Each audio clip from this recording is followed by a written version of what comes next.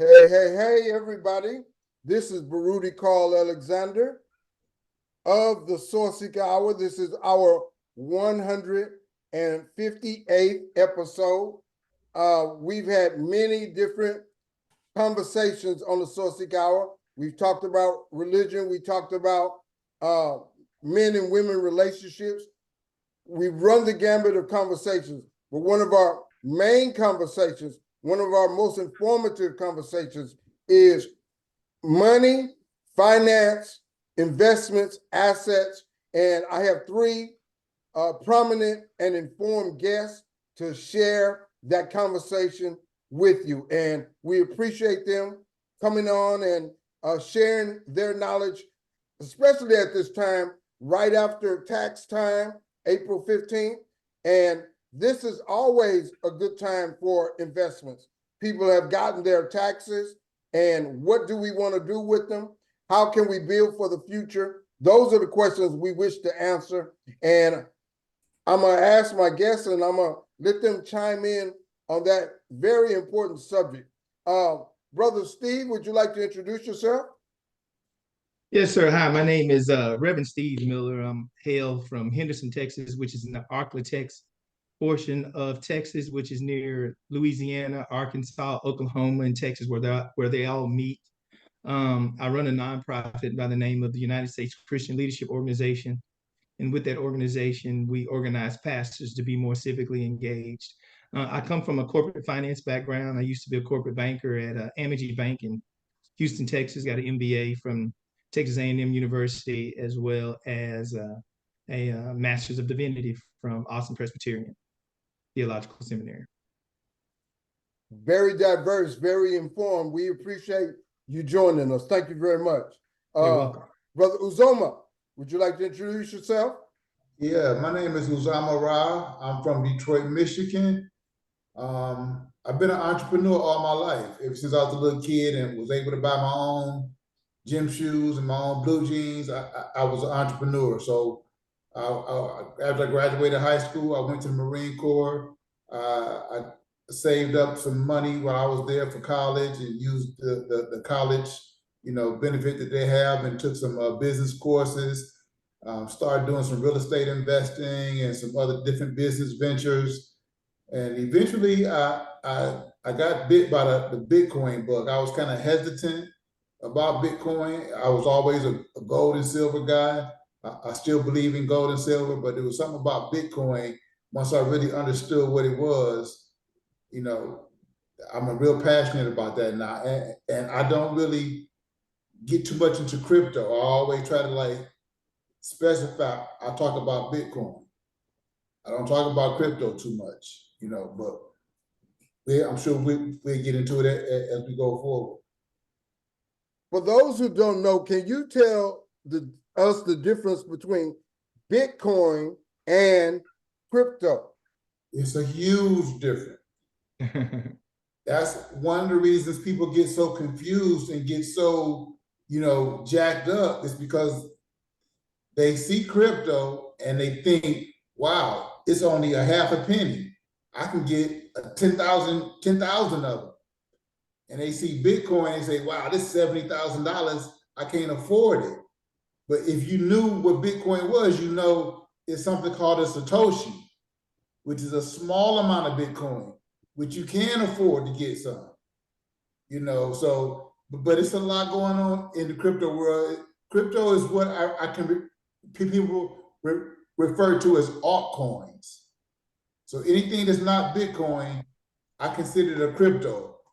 And then it get kind of confusing because I like to say Bitcoin is the king cryptocurrency, but I always separate it. I'm not talking about altcoins. I'm talking about Bitcoin. Understood. It's still a big,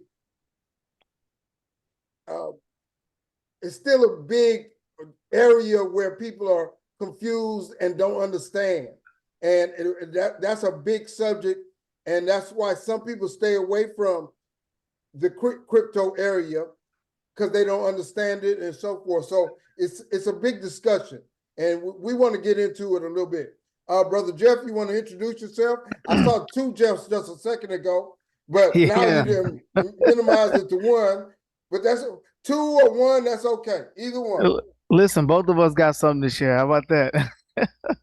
So this is Jeff Hill. I am the owner and founder of Hill Financial Group, a wealth accumulation firm, and we operate as a virtual family office. So, in our essence, we cover 5 core areas of your life. It's going to be risk mitigation, wealth management, legal services, business advisory, and tax planning. So, depending on where you are in life, you're going to fall into one of those categories, and we do holistic and comprehensive planning. I've been in the business for about 15 plus years now, and I do have an award-winning firm. I am a multi-passionate entrepreneur, a husband and a father to two beautiful daughters.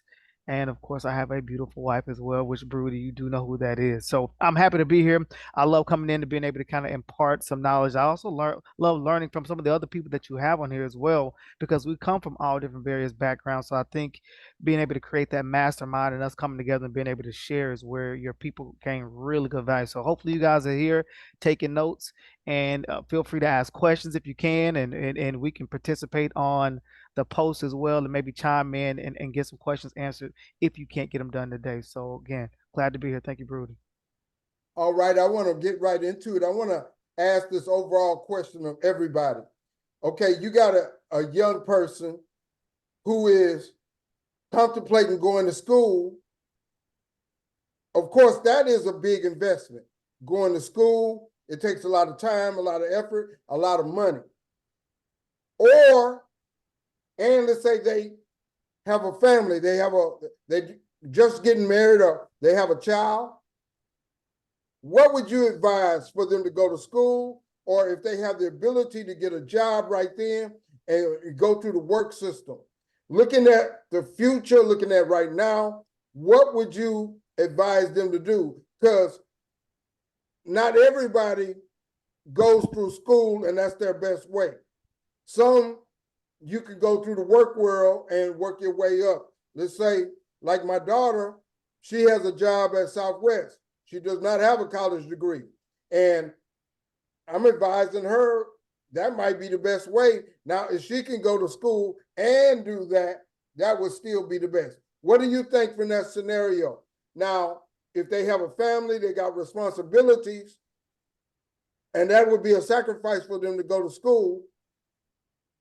Would you advise them to go to school or stay in the work world and save their money and try to build that way? Brother Jeff. All right, so college is not for everybody, and it's always been that way. That's why some people go to the military and some people go into an apprenticeship. So it really depends on what that person is seeking. One of the things that's changing right now in the scope of traditional collegiate or academia, however you want to put it, is the speed at which things are being learned. And when you think about the advancements of artificial intelligence and things like that, a lot of these degrees are getting minimized and outsourced. So one of my fears is colleges are not preparing you for the future. It's for today. But if you take 4 years and get a degree, do you know how much technology has changed in that 4 years? And these curriculums are already pre-planned. So a lot of times you don't get necessarily things that are updated. So where I see a lot of people and a lot of places are starting to shift now is focusing on certifications. I'm going to go get a specific certification in this. When you really think about it, if you've been to college, you spent maybe 2.5 years getting some general education courses that is not doing anything specific for your knowledge or your career. It's just gen ed, right? It's literally called gen ed. But if you went to school to be a lawyer, that should be your focus. I don't necessarily need to go study geography or certain elements of history and things like that. I just don't. I need to be specific in what I'm trying to do. But we have this 4 to 6 year track of just stuff that happens, and it's so outdated. And then when you do finally graduate, there's no guarantee, right? So it used to be the math of saying, listen, people who have a college degree make $1 million more over their lifetime than the people who don't. And people got excited because the allure of $1 million extra. But when you start really breaking down the math, that's not inherently true. For example, if you take somebody who, let's say they first got out of high school and they went and got a job making $40,000 a year, not a lot of money, but 40,000 a year, and you put them saving, because now they get to start saving now and investing their money, and then you take the person who going the college route who maybe isn't working, is going to take them 5.5 years, which is the average it takes for people to graduate college. Then they got to go spend another 6 months trying to polish up their resume and get a job. They're 5, 6, 7 years behind in terms of getting started saving and making money. But then you also have this problem where you got student loan debt, which is a huge crisis right now. And now people are having to pay an extra $600, $700, $800 or more a month trying to repay all these loans. Well, they can't save, they can't invest. So now all of a sudden you got the person who did start maybe 4 years in. Maybe they bought their house, they got a little money in some nest eggs. It's a whole different ball game. So when you think about time value of money and them starting early, that whole $1 million thing is not necessarily inherently true, right? So it's a very good question, but it really depends on the person. Okay. Now, in today's environment, there are so many ways to make so much more money other than doing a traditional degree. I've had people that was in my ecosystem in the past who had no degree and were making 70, $80,000 with zero degree. And I know people with their masters that was making less than 30. So let's think about that. Put that in perspective. So it's not that everybody needs to go get a job. And unfortunately, sometimes as parents, we think the best thing for our children is to go to college because it's going to afford you so many more opportunities. But the landscape is changing, and that's not necessarily true today. Now you've seen in the news the bachelor's is not necessarily a thing. Well, now you got to have a master's because that used to be the bachelor equivalent. So there's so much changing. I don't think the quality of the education in the institutional way is the exact same as what it once was. I don't inherently believe that, and the numbers stack up against that philosophy. Well, that's straight to the point, right down the middle. But I think we all agree it depends upon that individual. Some people are not mature enough to work and be responsible at a young age, and they may need time to grow. What is your opinion on that, Brother Steve? Well, that's like you said, it's a very, very, very good question.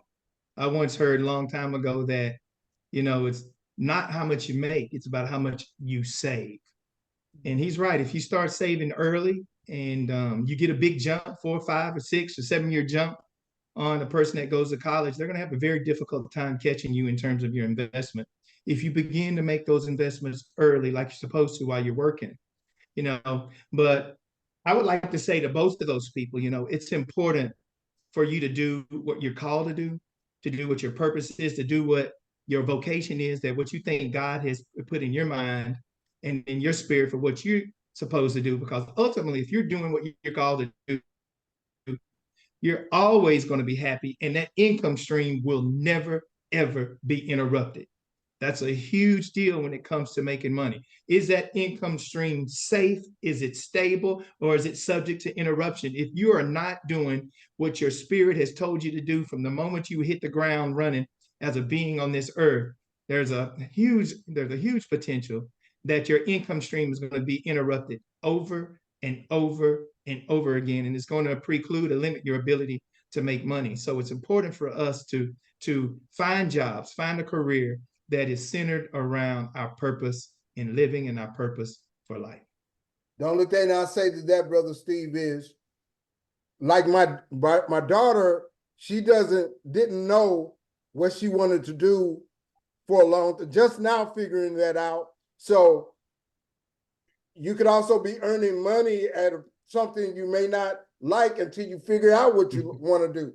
So it's really an individual thing. We just give them different perspectives. Brother Uzoma, you have a comment on that?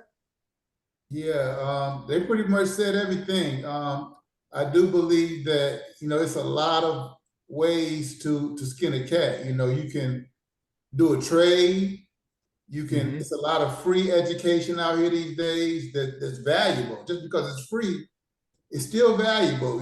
It's a lot of online courses that you can take. Work from home. So it's a lot of different ways that you can make money these days. But I believe that one of the most important things that a young person needs to start understanding is that whatever you do, make sure you're creating some passive income. Understand what that's all Good. about, because That's good. yeah, that's what's going to keep you from having to, work Can all you say that again? What kind of income? passive.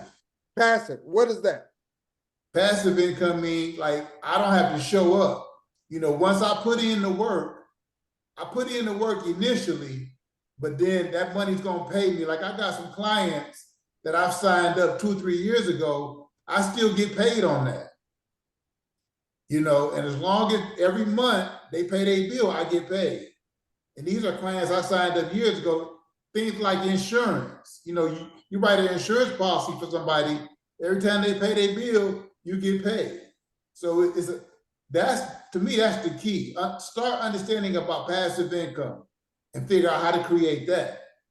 Because you can work a job, you can, anything can happen as we seen, over the pandemic, and everything changed and the job's not there. But if you understand passive income and how to create those, how to get dividends, and how to get that kind of money coming in on a consistent basis, whether I get out of the bed or not.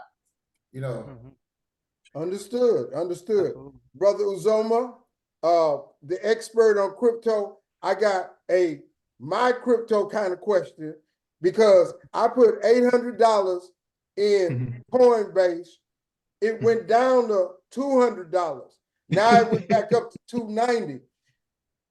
There was a time when everybody was all crypto and this, that, and the other, and it caught my attention also, but then it had a hard fall. Okay, what is the status of crypto? What does the future look like? And is there a chance I might make my money back and extra on my investment?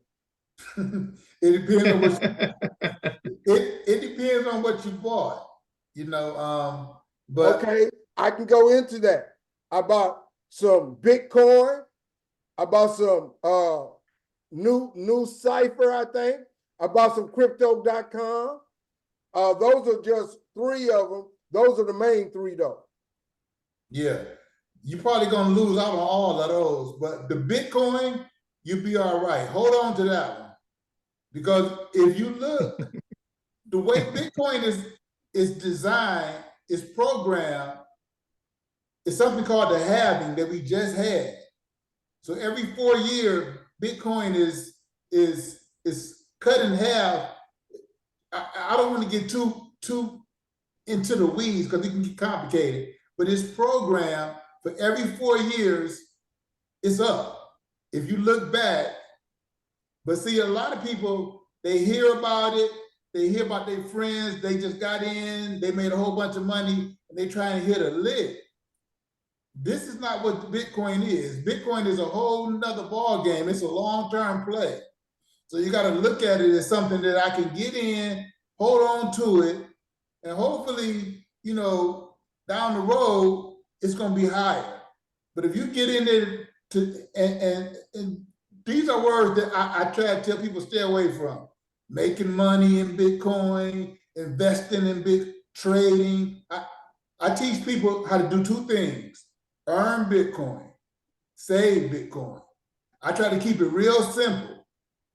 I don't talk about crypto. I don't talk about investing, trading, making money, none of that. Earn Bitcoin, save Bitcoin.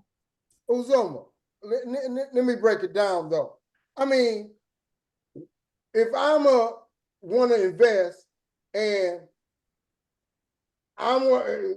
somebody's telling me put 2,000 in, but it won't be of value to me until my kids are available to get it.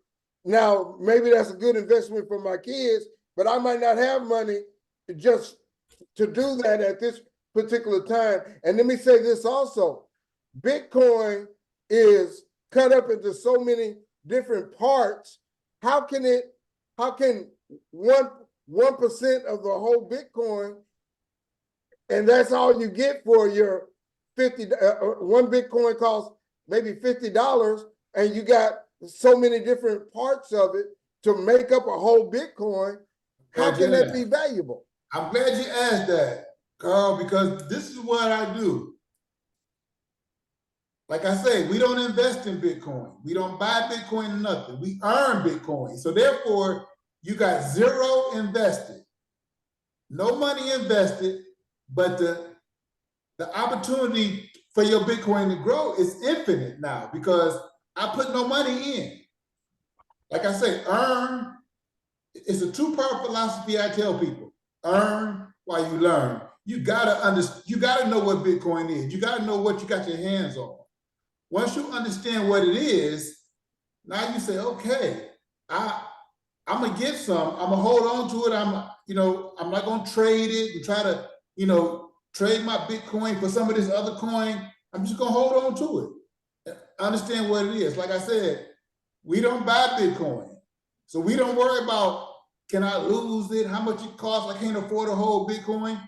We're not buying Bitcoin. I got a prepaid debit card that I tell people about. You get the debit card. Whenever you use the card, they pay you back in Bitcoin. They don't give you any airline points. They don't give you no cash back. They give you Bitcoin back. You take that Bitcoin and you put it in your hardware wallet. You keep it secure. You don't put it on crypto.com or Coinbase, or you don't let nobody control your Bitcoin. You put it up yourself. You hold on to it. That way you can't lose because you never bought no Bitcoin. You bought food, clothing, shelter, things you already gonna buy, you buy that and you just hold on to your Bitcoin. And let me ask this. Your outlook is it's a lifetime investment that I can pass on to my kids, but it needs to be something that's held on for basically a lifetime. It's not something active like a stock and bond. Not like a stock and bond. I consider it as a savings vehicle. It's a savings vehicle. Now, there's other ways you can invest in. If you want to get off into crypto and altcoins and all that and gamble and all that, we're not doing none of that. We're not gambling with our Bitcoin. We getting it and we putting it up somewhere. Okay. Brother Steve, you have a perspective on the crypto market? No, this is very fascinating to me. I don't know anything about crypto or Bitcoin, so I'm listening to him to find out myself. So I have a question for you. So when you accumulate these, when you buy something, so it's sort of like a reward point. You're rewarded in Bitcoins, and you sit there and you accumulate them, and then over time they appreciate in value. Is that what they do? Yeah. If you look back over Bitcoin's price history, nothing has outperformed it. Nothing. Okay. I know you have a lot of experience with Bitcoin, Jeff. Break it down. I do Bitcoin and I do crypto in general. For me, it's a part of diversification. And if you understand what dollar cost averaging is, yes, you will be up and down throughout the time. But again, as Bitcoin rises, a lot of times it takes the strength of the altcoins with them. If you really want to go deep in it, you have to understand the use case of some of these coins. Now, there are some meme coins out there that have no real use case, but they're popular. And this is where you can get a lot of people who are experiencing rug pulls or pump and dumps and things like that. A pump and dump is where a lot of money goes in really early. And let's say somebody is a whale. A whale is somebody that has the ability to make a big splash, meaning they might have $1 million they want to put into Dogecoin, for example. Well, when you see that much money enter a meme coin, all of a sudden the market is going to respond like, well, wait, what does this person know that has all this money? They must know something I don't. So let me go ahead and get in and let me ride this wave up. Now they do that, and as that thing starts to grow, that person might say, hey, listen, I only need this thing to move about 10, 15%, and then I just made plenty of money. They're not really at risk because they know there's a lot of people who are FOMO, fear of missing out. So they're going to be trying to get in because they want to ride that wave.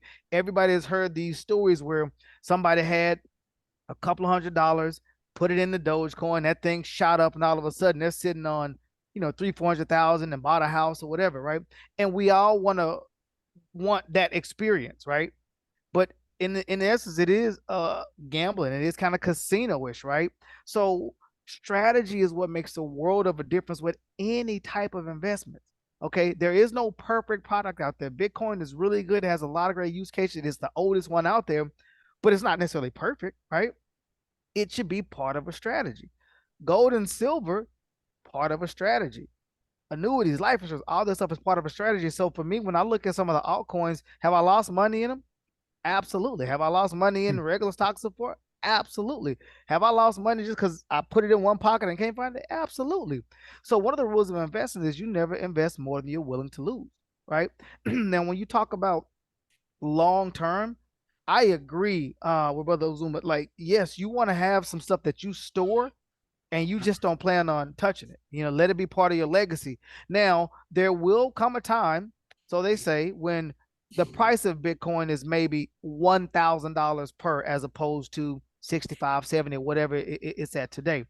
When it does get that high, when he's talking about the Satoshis, all those little subunits, this is where it becomes more of a thing to where you might want to start using it more often because those little bits, excuse me, are way more valuable at that point. So for the time being, until that happens, why not just start buying? As long as you are not selling it, excuse me, you should be okay. And if you do hold altcoins, find out what the use case was and what the benefit of that coin is to the overall crypto market experience. And that's how you know if you want to put it in. Just like in stocks, you have blue chips, you have some stable coins and other things you can put your money into that you should not really necessarily have that much volatility in it. It's just finding what you understand and going forward with it. But I'm all for crypto. I got a I question. want I have a question. each one of you to think about this. What is a good financial portfolio, diversified, and how can people go about building that? Jeff, start with that. So before I touch that, I want to see what Brother Miller's question was because I want to get too far off topic. Yeah. What exactly is a Bitcoin? I don't know. I haven't taken the time to even learn about Bitcoins at all. What is it and how Bitcoin does it derive its value? from the people and the scarcity. Bitcoin is a limit. It's a finite amount of coins. Think about at one point when we were on the gold standard. When we were on the gold standard, only so much money can be in circulation because you had to have enough gold to be able to back it, right? Once we got removed from the gold standard, that's when everything got dramatically bad for the US because we can just print money like it's going out of style. Well, there's only a finite amount of Bitcoins that are available. And every time a Bitcoin is mined, meaning complex algorithms are solved by miners, a Bitcoin is created that takes away from that number. So let's say it's 21 million Bitcoin and only let's say 19 million are left. Well, you might say, well, Now, somebody could just where buy do that, right? they come from? Where do they come from? So when you create a coin, like right now, if you want a Steve Miller coin, you can go create a Steve Miller coin and you can say, hey, I want a billion of these. Great. You just got a billion coins with no value. Well, the value comes if somebody understands what this thing can do, right? For example, some of these, like at one point there was getting ready to create a new cell phone that was secure, built on the blockchain, which is a chain of information that's strung together, and it's perfect. It cannot be hacked. It cannot be manipulated. It's a perfect ledger of information, and it's trackable, right? Now, the phone was going to be on the blockchain. Now you have a super secure phone that cannot be hacked into because right now NSA can probably tap into what we got going on our cell phones. Everybody's listening, right? But when you have this thing that's kind of closed circuit, nobody can necessarily penetrate that. So if I want to call you, if you remember back in the day, you used to have the old chirp phones, like I can press the button, it's kind of walkie-talkie directly to you.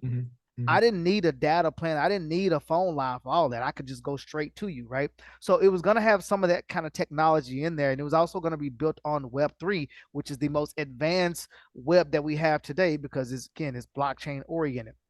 So Bitcoin is literally a function of technology. It's some very unique code that's minted into blocks of information. Now, the use case comes from privacy, right? When you think about crypto, one of the things that made the biggest wave was privacy. If I want to do business with you, Steve, why do I have to include the government in our business? If you say, hey, Jeff, I got this radiator, I know you need a radiator, cool. Anytime you make a purchase, I don't care if it's cash or not. Even right now, the IRS has a publication. If you make money from illegal whatever, if you selling drugs, you need to go ahead and report that and pay your taxes on it. Nobody's gonna do that, right? But again, most people just want to be able to do business, have commerce, and maintain their quality of living for whatever reason. And they don't want the government always in our pocket in our business. Bitcoin gives you that bit of anonymity and privacy to do that. Now, if you go back and you picture $1 billion worth of gold, how big and how heavy was that? So if I needed to get you $1 billion and I'm doing it in gold, I need a plane that can hold that kind of weight. If you're on the other side of the world, I need to fly it to you. Okay. So then cash came in. Still pretty sizable, but it's still a lot easier and lighter to move around. Then you had digital currency, meaning ones and zeros. I'm at the bank. I give them this. They just code some numbers in. Oop, they press X to zero. Oh, they just created some money out of thin air. So Bitcoin is a little bit different. If you look at Brother Uzoma's picture, he has a QR code right there. That could be worth $1 billion in crypto. Now think about how fast that moves. Really fast. And I don't need a third party government or entity saying I can or cannot move that. I can literally say, all right, listen, let's do this transaction. Here's this QR code, scan it, boom. He has $1 billion in his account, just like that. If the blockchain is congested because a lot of people are moving transactions, it might take a couple of minutes, but more than that, it's a couple of seconds. And he has his money, he can ride off into the sunset and do whatever you want. The government scare is this can now be funded a lot of nefarious activity. Rightfully so. Any and everything that can be touched or used can be manipulated to do something nefarious with it. So is cash right now. So is gold right now because it's off the books. You got bearer bonds that people move around because these are physical pieces of paper. So it's a lot of stuff, right? in and of itself, it's technology. If I can interject this, the internet is made up of trillions of bytes or little spots, little sections. And Bitcoin and crypto puts value upon that. And people put value on it and say, okay, I own this much of the online blockchain. That's basically what it is. Now, it's still a question as to whether it is going to get regulated, and whether it gets regulated might add value to it or may take away from it. We don't know. It's still not regulated, is it? Is it, Jeff and Uzoma? No, not okay, always. So we don't know what may happen when it gets regulated. Uzoma, you want to talk about that? I was just saying they get into the regulation now because they got these ETFs. ETF, exchange traded funds, where they're trying to push people toward the ETFs. And most people are going to go that route because that's what they're used to. They're used to letting somebody, have control over their money, have a custodial, just like a bank. Call my stockbroker, he can buy me some Bitcoin. So, that's what's available right now. And they're trying to make it harder for people like me to self-custody my own Bitcoin. They starting to close a lot of the on-ramps and the wallets and things that we use to keep our Bitcoin, out of those third parties. So they're trying to make it hard, and they're trying to push everybody to the ETFs right And now. also trying to create a 24-hour casino called Wall Street. Wall Street right now is a 8 to 4 casino. However, with ETFs and the passing of that, now they're talking about trading. So when you think about any other market, Forex market is typically only during the work week. It's 24 hours a day, but during the work week. Crypto, whenever you want, wherever you want, how often you want, it never shuts down. So as the speed of things happen, the world has to try to keep up with what's going on because it's happening with or without you, with or without the governments. When you think about what Bitcoin is and the valuation of it, Bitcoin does not have any CEOs. It doesn't have any managers. It doesn't have any employees. It doesn't have any of that. And it's one of the most profitable things, like Brother Uzoma said, that has ever existed. So now all of a sudden, that begs the difference. Like, well, what else can we create like that can run on its own because it's on the blockchain or a smart contract or whatever, and we don't have to have people, and this thing can run and generate revenue hand over fist. everything is getting a lot faster, which is why do you think the governments are trying to figure out how they can get in this coin game? Then you have Fed now, you have all these other countries that want to get their own coin because they understand what's happening. It is moving with or without you. So yes, you can try to stop a lot of things, but sometimes a simple VPN will give you access even when they do try to shut it down. This is a conversation that is going to be ongoing and it's going to Oh, continue. absolutely. It's storming outside here in Houston, and I want to try to get to a couple of more subjects before nature shuts us down if it does. Brother Steve, I was asking about the financial portfolio. What do you believe would be good to have in a financial portfolio, including savings? Yeah. Depends on where you are, really. If you're just starting out, first thing you need to do in order to be able to invest, you have to have command of your budget. You have to know how much money is coming in, how much money is going out, how much you got left, and how much you can invest. If you're going to start out, the first thing you need to do is have an emergency savings fund. That fund is to cover you just in case you lost your job. Okay, let me give you a figure. Something else catastrophic happened. $4,000 a month. You're getting $4,000 a month, and you got pension and Social Security, $4,000 a month. Your rent is $1,300. Let's start there. Okay. I'm saying you need to, if you're making $4,000 a month, that's a pretty arbitrary number. But if you're making $4,000 a month, I'll say you need to be saving at least $500 to $1,000 every month.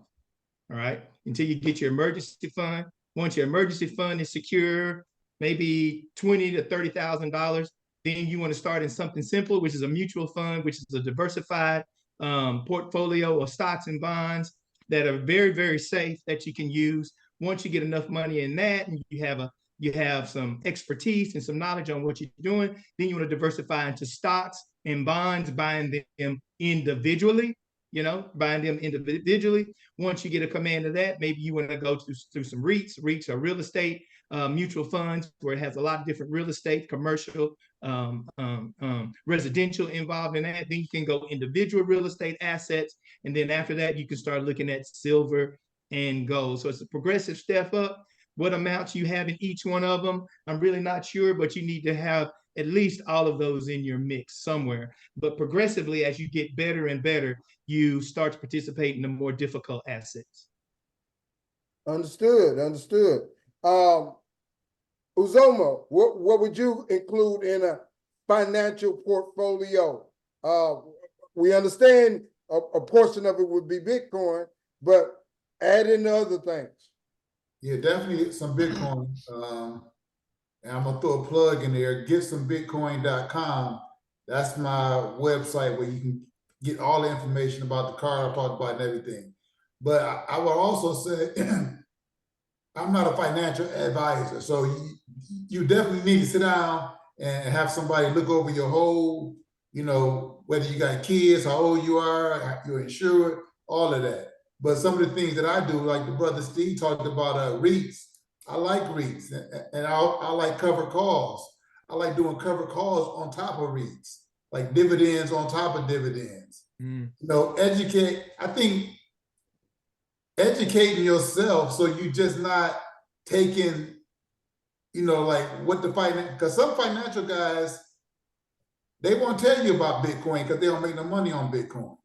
So you got to educate yourself so okay, I hear what he's saying, but I'm going to do some of this other stuff too.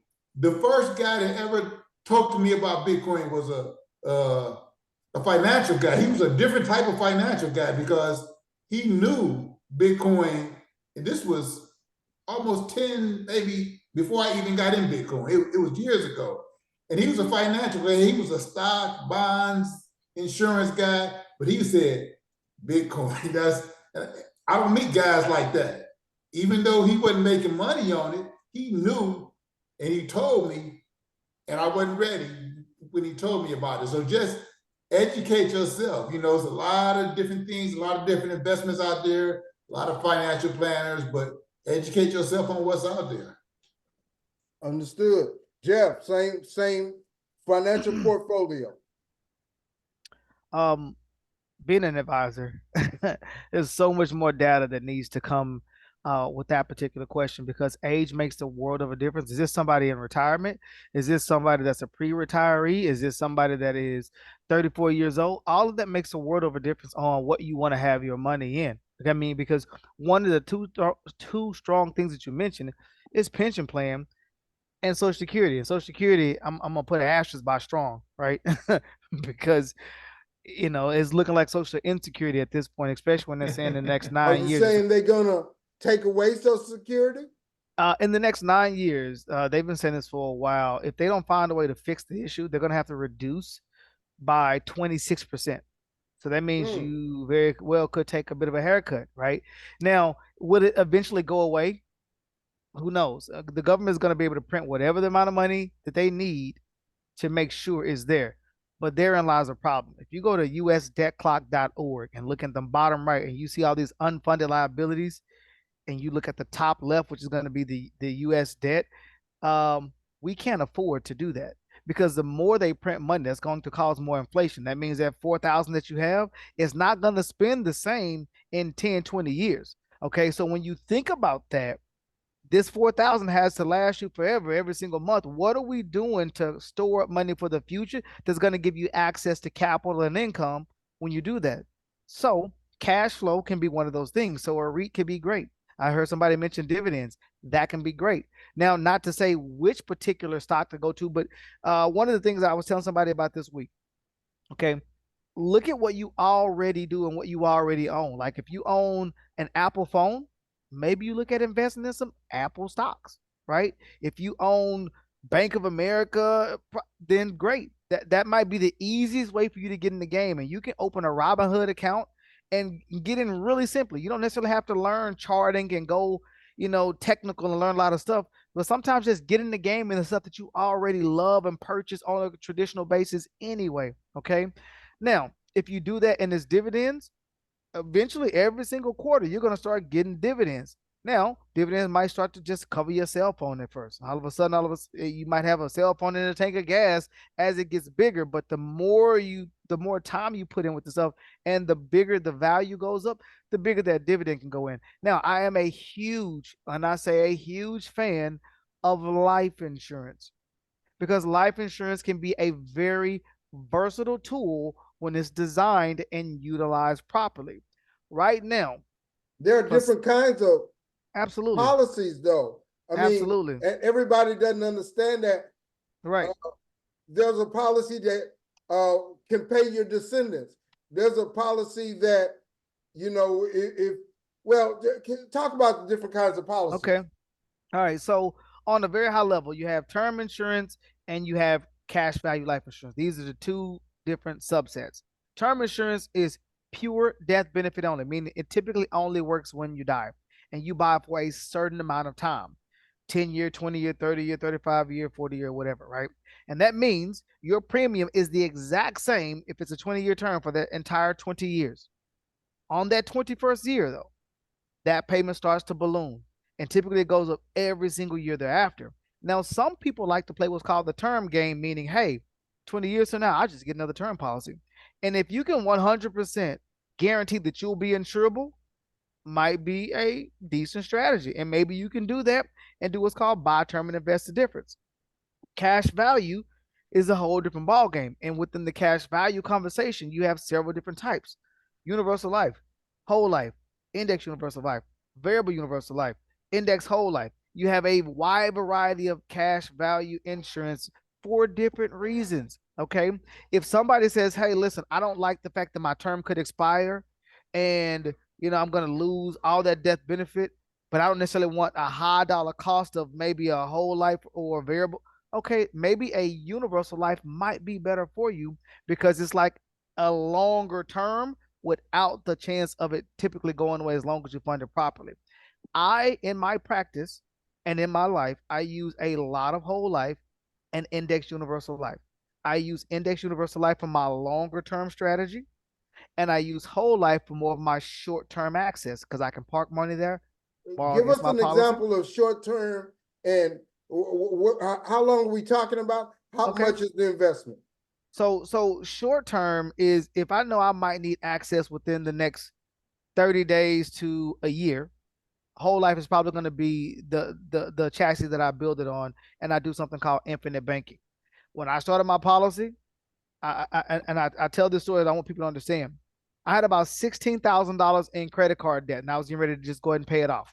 Okay, great. Had the 16,000. Let's just go ahead and do it. And I said, you know what? Why not create another bank?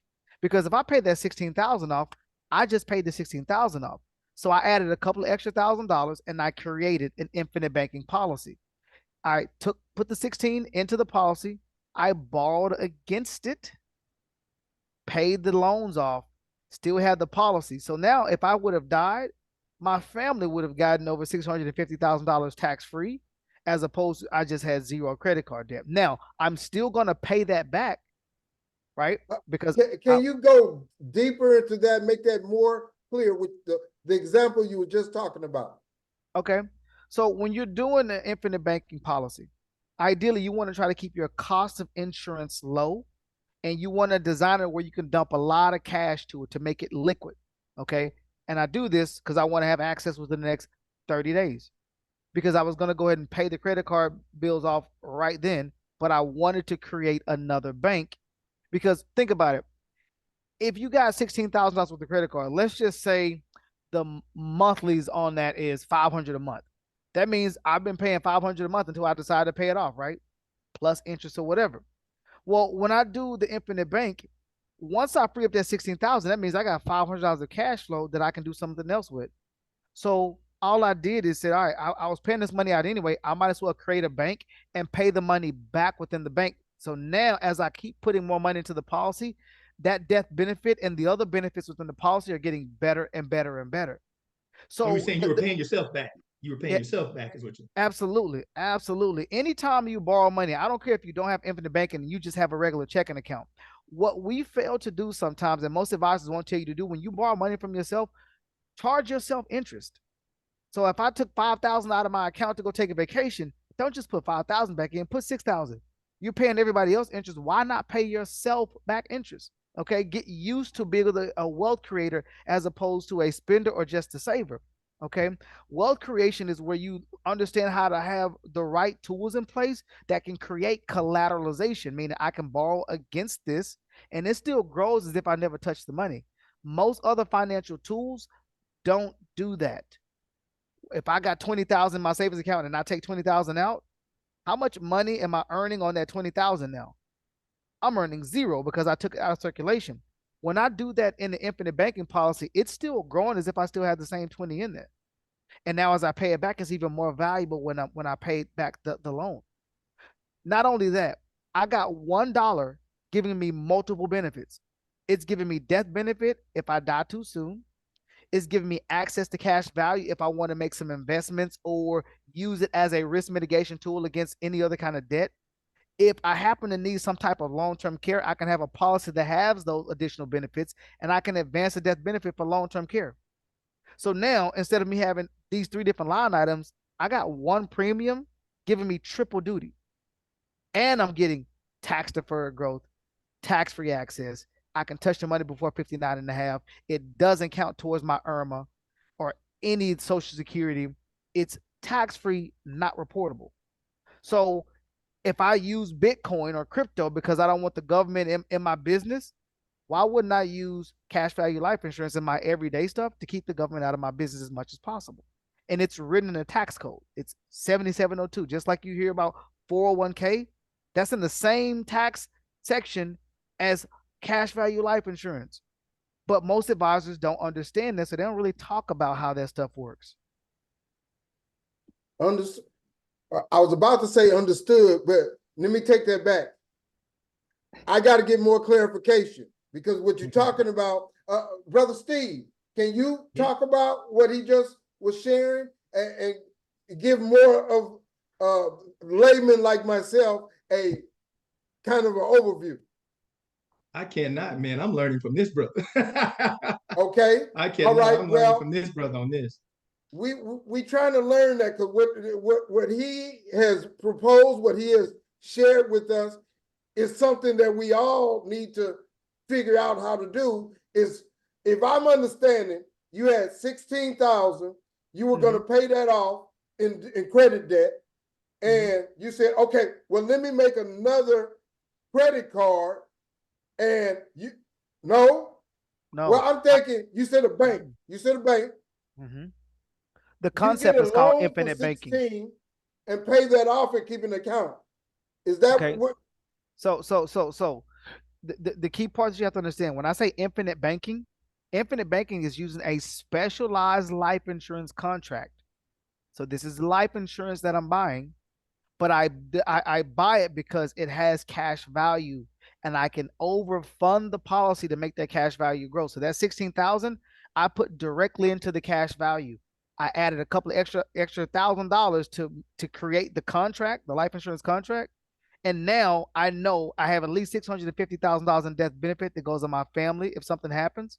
But I also got this 16,000 liquid.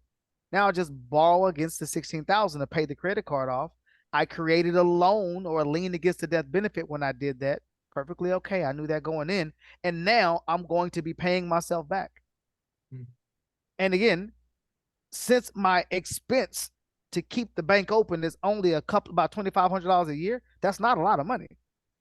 Right? But now I can put up to $21,000 in it. And the more I put into it, the bigger those benefits get. The access for the long term care, the death benefit, the whole nine. I think all of us, our audience included, need to hear more about that, how to do that. And I'm gonna suggest everybody contact Jeff Hill Financial. We right at the end of our show. Jeff, tell us how to get in contact with you. Awesome. So if anybody wants to contact me, the number that rings to my phone, 501-291-0708. That is 501-291-0708. You can email me at jeff@thehillfinancialgroup.com. That's THEHILL financialgroup.com. And I'm on all social media platforms. Feel free to slide in the DMs, shoot me a message. I have plenty of books and white papers and things like that for you guys to learn more about some of these strategies. But the biggest thing is learning to see what fits you and what your budget allows. And now let's kind of go through the work of figuring out how to make this work for you. I've had one of the things that I do when I take people through one of my processes is I help people find money that they're missing unknowingly and unnecessarily. Once we discover all this missing money, we typically take that money and we put it toward the future. That's going to give you more access to tax-free capital at some point in the future. But it's a process. So once you go through it, you learn. I'm gonna take advantage of my friend. I'm gonna be contacting you at some time. I got a new financial situation, and Okay. I'm gonna talk to you about it, Brother Uzoma. How can people reach you and break into your crypto world? Yeah, I got my business card, uzomara.com. You can reach me. All my social sites are on there. My phone number, email, everything is connected to my digital Is business. that your phone number in the background? Yeah, that's my phone number. Or you can just go to my digital card, uzomara.com, and catch me on social media. Question, Twitter. brother. Can they scan your QR code? Yep. Okay, perfect. So right by his face, take your phone out, scan that QR code, and that'll take you to his landing page. All these new technologies. We've done 2 shows on AI, and that's a whole different subject, but everything is going there. And that's one of the benefits of doing this show. You learn so many new things, and it's always being informative and learning new. And I have young people on here sometimes, and they come up with all these different things.